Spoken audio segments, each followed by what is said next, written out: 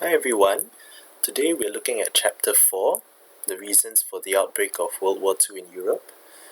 This is an important chapter for SEQ. It could be tested on its own, or it could be tested together with Chapter 5. So they may ask you, for example, Part A on reasons for the outbreak, and Part B on Chapter 5, which is the reasons for Germany's defeat, or the other way around. Now, looking at the reasons itself, you see there are three main reasons here.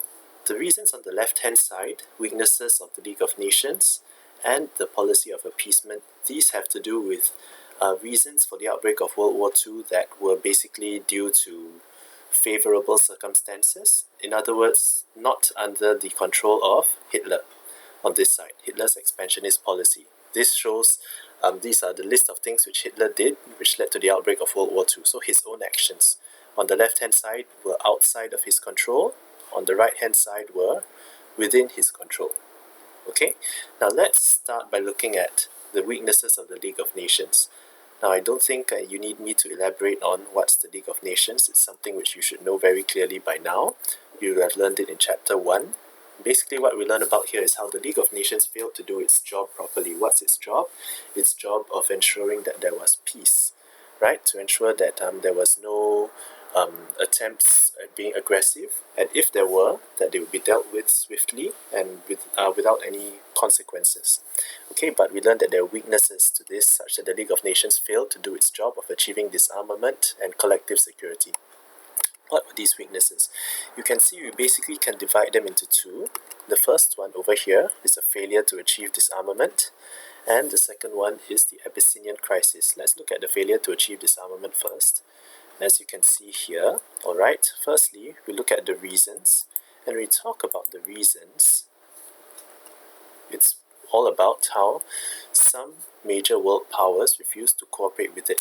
What were these major world powers? Namely Britain and France. Now, Britain and France, what was their problem? Well, they put their own interests above achieving international peace.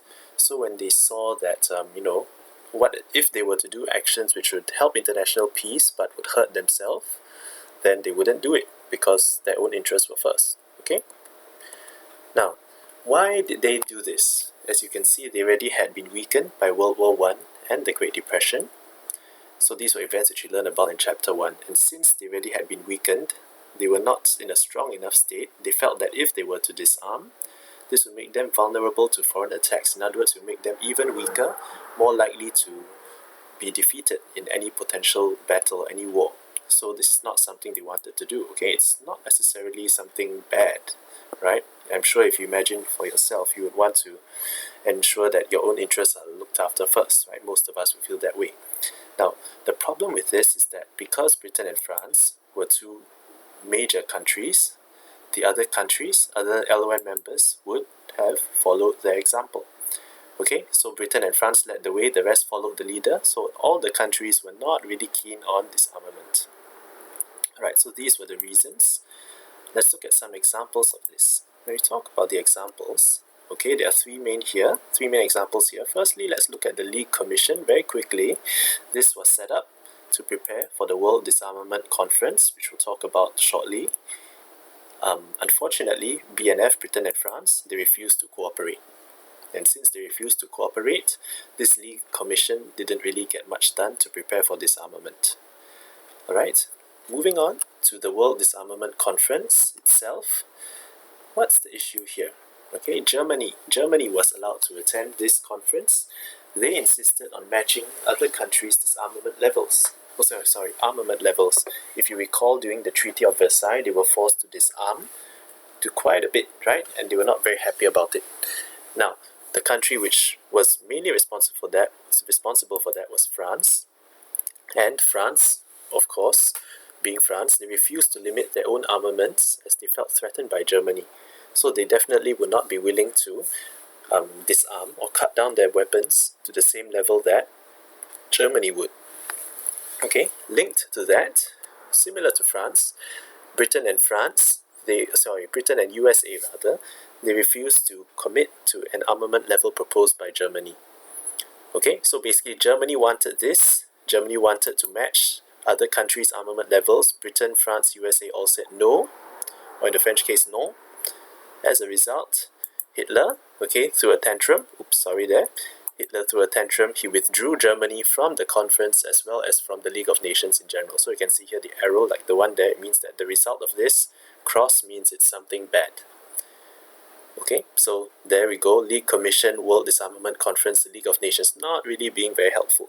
Okay, to make matters worse, to add insult to injury, okay, there were instances where disarmament was achieved, but without the League of Nations involvement. In other words, outside of the League of Nations, its job could get done, but if the League of Nations worked at it, it would not get done. Not very good, is it? So two examples of this. Firstly, there was the Washington Naval Conference. Washington is the capital of the USA, and so this conference was led by the USA. It was held in the USA, in Washington. Oops, sorry again. Okay, now what was this all about? It set the ratio for the size of the different countries' navies. In other words, let's say if the US were allowed to have 5 ships, Britain was allowed to have 5, Germany was allowed to have 3. Now the reason behind this was that they did not want one country to increase its naval size by so much until it becomes much more powerful than the rest. So this ratio was meant to limit how big their weapons, the size of the navies were. Okay, and there was a positive effect on this. Okay, at least in the short term. The result of this, you see the tick there.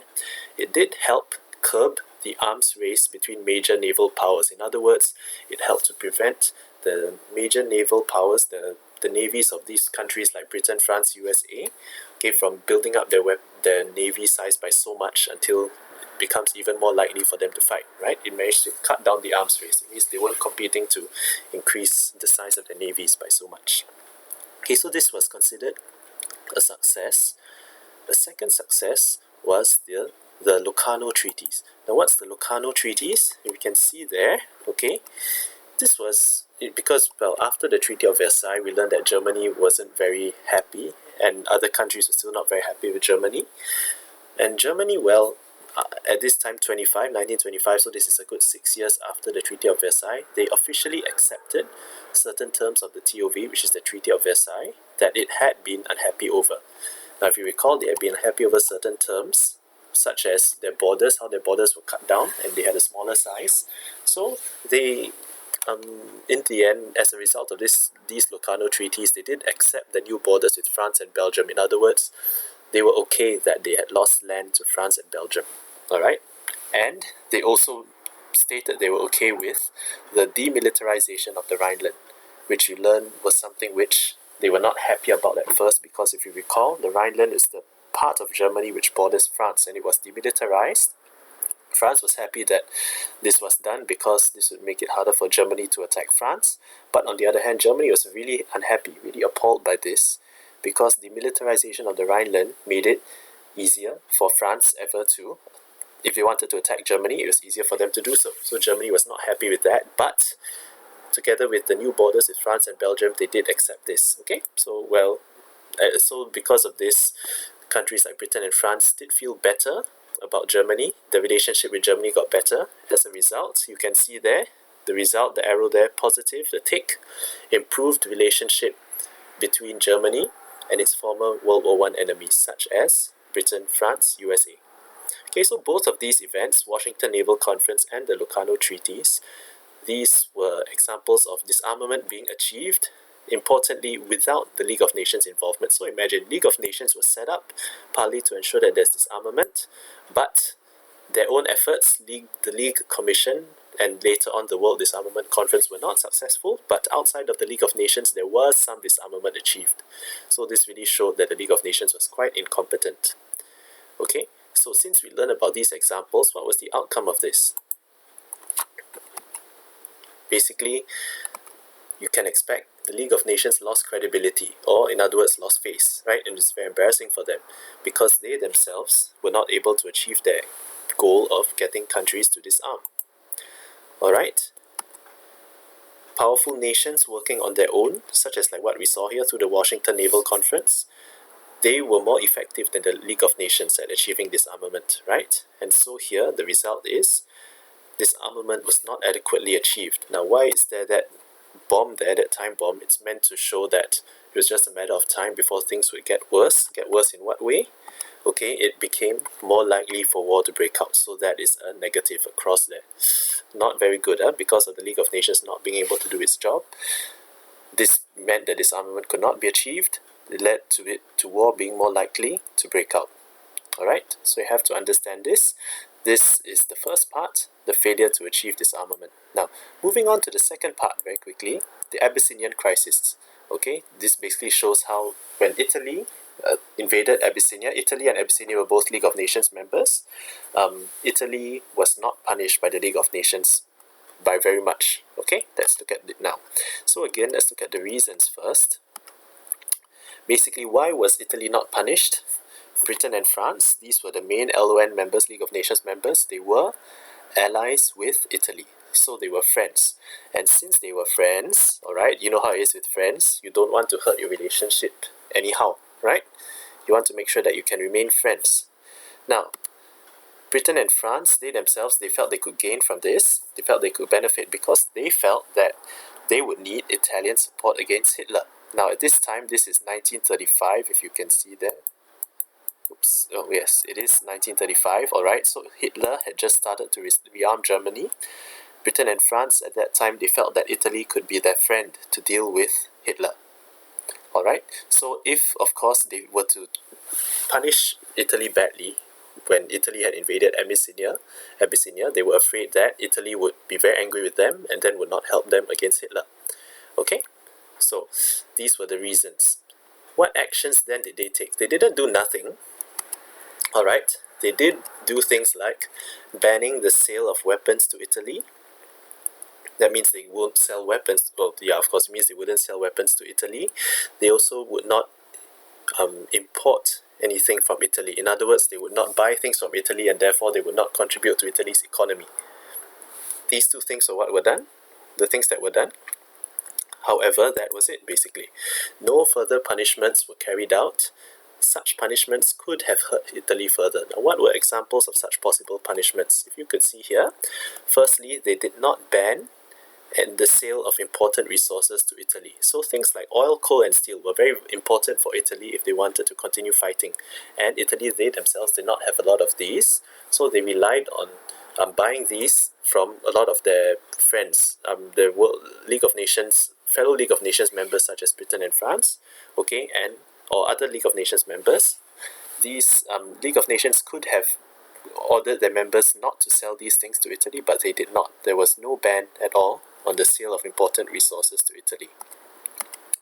Why was this done? The question mark represents why, if you can see there. And the reason why was that, well, remember the whole thing about self-interest, like what we learned earlier with Britain and France. So the League of Nations members, yes, they were afraid that this would hurt their own economies, and basically they weren't willing to risk hurting their own economies just to punish Italy, right? Because Italy was not their country. Abyssinia was not their country, so it wasn't a big deal to them, even if Italy was not doing the right thing by invading Italy.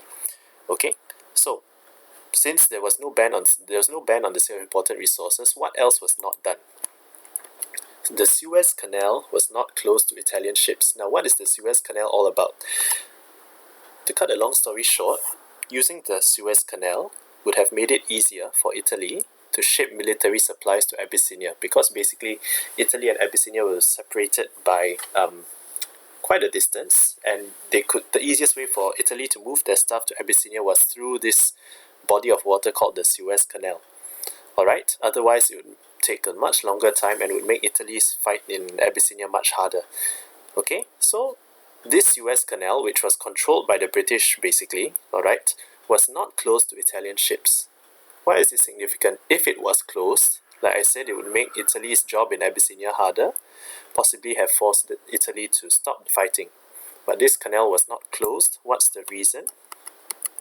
Why? You can see that the question mark again. Again, the League of Nations members were afraid this would lead to war with Italy, something which they didn't want, for reasons which we learned about a bit earlier. Okay, so nothing was done. Okay, no further punishments were carried out. These could have hurt Italy further. Okay, to make matters worse, not only were no further punishments carried out, Britain and France even secretly proposed something called the Hoare-Laval Pact. What is this all about? Hoare-Laval Pact. Okay, They even were willing to pacify Italy, or even, you could say, appease Italy. Give Italy what it wanted, or at least 2/3 of what it wanted. Italy wanted Abyssinia, and the British and French were willing to give 2/3 of Abyssinia to Italy, just so that Italy would stop fighting. So imagine that. Italy, unprovoked, okay, they invaded another country, which is the wrong thing to do. And how did the League of Nations, or members of the League of Nations, Britain and France, propose to stop that? They proposed to stop it by letting Italy have 2/3 of what it wanted. Right? Okay, so it's basically, you could say, from Abyssinia's point of view, it's very unfair, and it's very favorable to Italy. But Britain and France were prepared to do something like that. Okay, so this is how desperate they were to avoid war.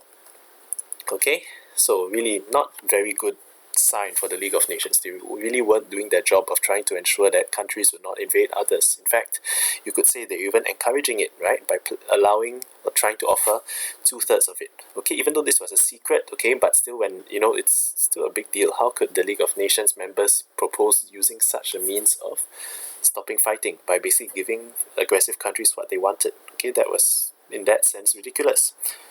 Now, so these were the League of Nations actions. What outcomes were there? If you can see here, firstly, Italy was not really very scared by whatever the League of Nations was proposing, and you can understand why, right? Because it's a very weak response. Italy was not deterred by it. Okay, and so they continued fighting. They didn't even bother about this 2/3. They wanted everything, so they carried on fighting. Eventually, with a lot of help, okay, but that's another story, they managed to take full control of Abyssinia by May 1936. Okay, now, so they got what they wanted, basically, because League of Nations was slow to respond and was very weak in their response. League of Nations, of course, was supposed to stop this, and their failure to stop this damaged their reputation. We see here that people are now, generally, you got the sense that the League of Nations leaders were more concerned about their own interests rather than in ensuring peace in Abyssinia. Very self-centered. Alright, if you want to be a peacemaker in the world, you cannot afford to be self-centered, but unfortunately that was what the League of Nations members were like. Okay, so the inaction, which means the lack of action, backfired. They thought that it would make Italy happy, okay, and it would not fight further, but instead Mussolini, who is the Italian leader, and Hitler, okay, they became bolder in their actions. The League of Nations failing to do much, okay, made Mussolini and Hitler realize that, hey, I can go even further to get what I want, since they're not really very effective in trying to stop me, right? And they're willing to give me things just so that I would stop being aggressive. So they became bolder, alright? What happened after that? You see the bomb there, which is not a good sign. They formed what is called the Rome-Berlin axis. Rome is the capital of Italy. Berlin is the capital of Germany. They formed this axis. Remember the Axis powers in World War II? They formed this Treaty of Friendship, okay, later that year. And now that they have this partnership, if they partner each other, this makes them stronger together. And this, basically, you see the cross there, helped pave the way for the outbreak of World War II. Alright, so you can see League of Nations inactions contributed all the way to basically Italy and Germany starting World War II. Okay, not very good. Okay, shows the League of Nations really had failed. Alright, oops, where are we now? Okay, sorry, back here. So again, they backfired, right? So this really showed that the League of Nations had failed to do its job. Okay, so here we have once again the weaknesses of the League of Nations.